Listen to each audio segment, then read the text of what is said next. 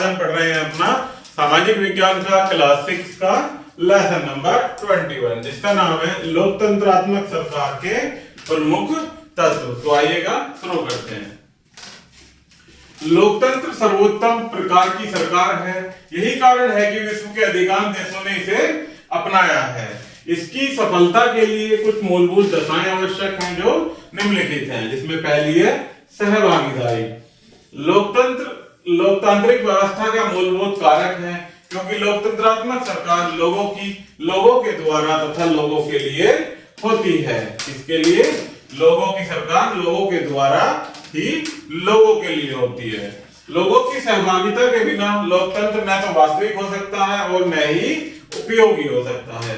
सार्वभौम वयस्क मताधिकार सहभागिता का सर्वाधिक लोकप्रिय रूप है। सहभागिता का अभिप्राय निर्णय लेने तथा निर्णयों को लागू करने की प्रक्रियाओं में से एक है। भारत में सभी सरकारें 5 वर्ष की निश्चित अवधि के लिए चुनी जाती हैं।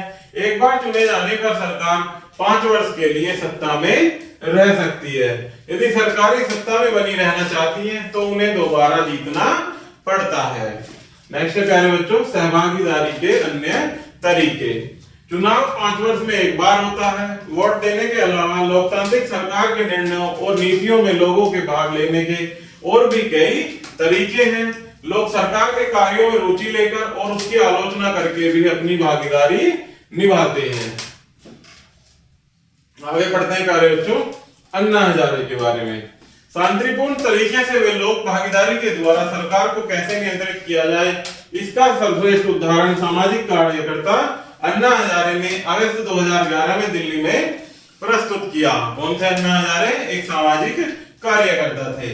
उन्होंने जब जन लोकपाल बिल को पारित करने की मांग को लेकर अपना आमरण अनशन शुरू किया तो देखते ही देखते सारा देश उनकी इस मांग के साथ खड़ा हुआ। चारों तरफ से उनके समर्थन में आवाजें आनी शुरू हो गई। इस मांग के समर्थन में जुलूस निकाले गए, प्रभात फेरियां आयोजित की गई। लोगों ने उनके इस आंदोलन को अपना खुला समर्थन दिया। अंततः 10 दिनों के उपवास के पश्चात सरकार को उनकी सभी मांगों को मानने के लिए विवश होना पड़ा था। इसलिए ऐसा हो सका क्योंकि कोई भी लोकतांत्रिक सरकार लंबे समय तक जनता की मांग को ठुकरा नहीं सकती। जनता के प्रति सरकार का उत्तरदायित्व बहुधा उसके लोकप्रिय निर्णयों को परिवर्तित करने में प्रमुख भूमिका अदा करती है। ऐसे कई तरीके हैं जिसके द्वारा लोग अपनी राय व्यक्त कर सकते हैं। इन तरीकों में धरने, जुलूस, हड़ताल, अभियान आदि शामिल हैं। इनके जरिए जो बातें गलत हैं उन्हें सामने लाया जा सकता है। आगे देखते हैं प्यारे बच्चों जवाबदेही। लोकतंत्रात्मक सरकार एक उत्तरदायी सरकार होती है। चुने गए प्रतिनिधि अपने कार्य के लिए लोगों के प्रति उत्तरदायी होते हैं। यदि वे लोगों की इच्छाओं के अनुरूप कार्य करते हैं तो उन्हें दोबारा नहीं चुने जा सकते। मंत्रीगण भी विधायिका तथा जनता के प्रति उत्तरदायित्व होते हैं, क्योंकि इनको ही लोगों के द्वारा ही चुना जाता है। यदि वो उनके अनुरूप कार्य नहीं करेंगे तो प्यारे बच्चों इनको दोबारा उत्तरदायी नहीं बनाया जा सकता, अर्थात इन्हें दोबारा नहीं चुना जा सकता। आगे देखते हैं विवादों को सुलझाना।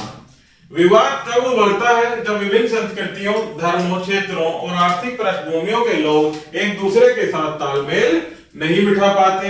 ऐसा तब भी होता है जब कुछ लोगों को लगता है कि इनके साथ भेदभाव किया जा रहा है। लोग अपने विवादों को खत्म करने के लिए हिंसात्मक तरीके भी अपनाते हैं, जिससे अन्य लोगों में भय और असुरक्षा की भावना फैलती है। सरकार की यह जिम्मेदारी होती है कि वह इस प्रकार के विवादों को शांतिपूर्ण तरीके से समाधान करे।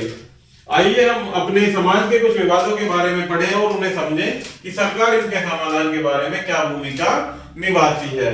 कुछ धार्मिक अवसरों पर जुलूस निकाले जाते हैं जो विवादों को पैदा करते हैं। जुलूस का मार्ग भी विवाद पैदा कर सकता है। अतः संबंधित समुदाय के लोग सरकारी अधिकारियों जो कि प्रशासन और पुलिस से मिलकर जुलूस की सुरक्षा करने का अनुरोध करते हैं। तब पुलिस जुलूस के साथ साथ चलकर उसे सुरक्षा प्रदान करती है। वह यह सुनिश्चित करती है कि जुलूस के दौरान किसी भी प्रकार की उत्तेजनापूर्ण कार्यवाही जैसे हिंसा, पत्थर फेंकना या जुलूस को रोकना आदि न हो। नदियां भी कई वाद विवाद का कारण बन जाती है। कुछ नदियां अधिक राज्यों से होकर बहती हैं। जिन राज्यों से नदियां गुजरती हैं उनके बीच में नदी के पानी का बंटवारा विवाद का कारण बन जाता है। उदाहरण के लिए आपने कर्नाटक और तमिलनाडु के बीच कावेरी नदी के पानी को लेकर चल रहे विवाद के बारे में सुना होगा। इस नदी का पानी कई जिलों में सिंचाई के काम आता है। इस पानी से बेंगलुरु शहर की जरूरतें पूरी होती हैं। तमिलनाडु के मैटूर बांध में भरे हुए इस नदी के पानी के राज्य के डेल्टा क्षेत्र में सिंचाई होती है।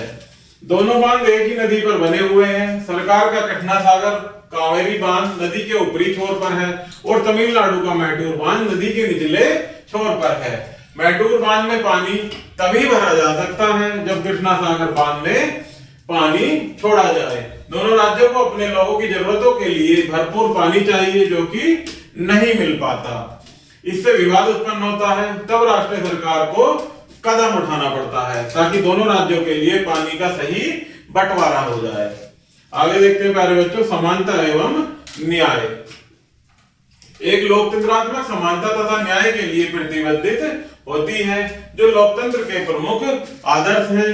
वस्तुतः समानता लोकतंत्र का स्तंभ है। प्रकृति ने सभी मनुष्य को एक समान बनाया है। यही लोकतंत्र का आधार है।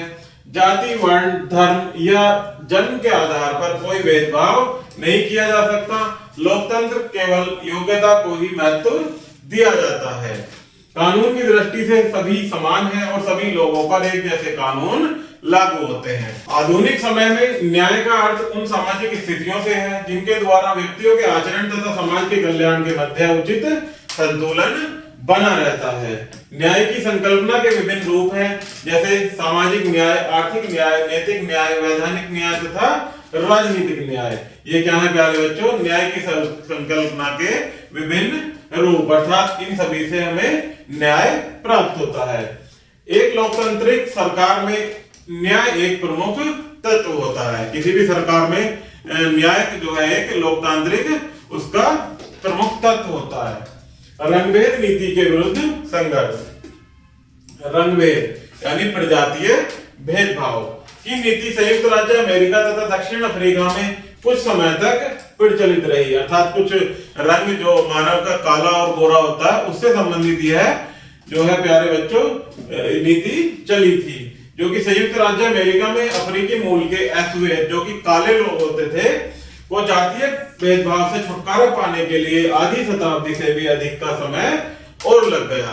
अर्थात काले गोरे का जो भेदभाव था प्यारे बच्चों, रंगभेद जिसे कहा जाता था, इसको मिटाने में भी और अधिक समय लग गया। रंगभेद की नीति दक्षिण में अफ्रीका में सन 1994 तक वहां की अल्पसंख्यक स्वेत सरकार के द्वारा भी अपनाई जाती रही। दक्षिण अफ्रीका में अनेक प्रजाति के लोग रहते हैं। यहाँ गोरे लोगों तथा भारतीयों के क्रमशः व्यापारियों एवं श्रमिकों के रूप में आकर बसने से पूर्व अश्वेत मूल निवासी रहते थे, जो कि मूल निवासी कहते थे वहां के अश्वेत थे। रंगभेद नीति के अंतर्गत मूल निवासियों तथा श्वेत लोगों के लिए पृथक ट्रेनें बसें, यहाँ तक कि बस स्टॉप भी होते थे। इनके श्वेत अश्वेत होने के कारण अलग अलग इनके बस स्टॉप, यहाँ तक कि प्यारे बच्चों इनकी बसें भी अलग होती थी। अश्वेत लोगों को अपने ही देश में मताधिकार प्राप्त नहीं था। गोरे लोग सर्वोत्तम भूमि के स्वामी थे, जबकि अश्वेत लोग बेकार भूमि पर रहते थे। गोरे लोग अफ्रीकन भाषा बोलते थे, जबकि अश्वेत लोग जुलू भाषा का प्रयोग करते थे। यहाँ तक कि प्यारे बच्चों उनकी भाषा में भी भिन्नता थी, अर्थात गोरे अफ्रीकन बोलते थे और काले लोग जुलू भाषा बोलते थे। अश्वेत लोगों को अफ्रीकन भाषा सीखने तथा बोलने को मजबूर किया जाता था। नेल्सन मंडेला के नेतृत्व में अफ्रीकी नेशनल कांग्रेस ने जातीय भेदभाव की नीति के विरुद्ध आंदोलन छेड़ दिया। नेल्सन मंडेला 27 वर्षों तक जेल में बंद रहे।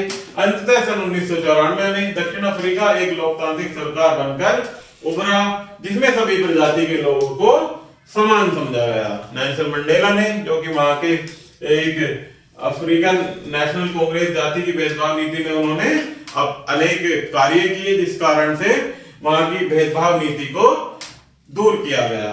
तो आगे देखते हैं प्यारे बच्चों, इसमें कुछ मुख्य तत्व दिए गए हैं जिनको वन बाय वन पढ़ेंगे। पहला है लोकतंत्रात्मक सरकार के सफलतापूर्वक चलने के लिए लोगों की भागीदारी, जवाबदेही, विवादों का निपटारा, समानता एवं न्याय आवश्यक तत्व है। विश्व के अधिकांश देशों ने लोकतंत्रात्मक सरकारों को अपनाया है। भारत में सभी सरकारें 5 वर्ष के लिए चुनी जाती हैं। नेक्स्ट पॉइंट है, एक लोकतंत्रात्मक सरकार समानता तथा न्याय के प्रति प्रतिबद्ध होती है, दोनों ही अविभाज्य हैं।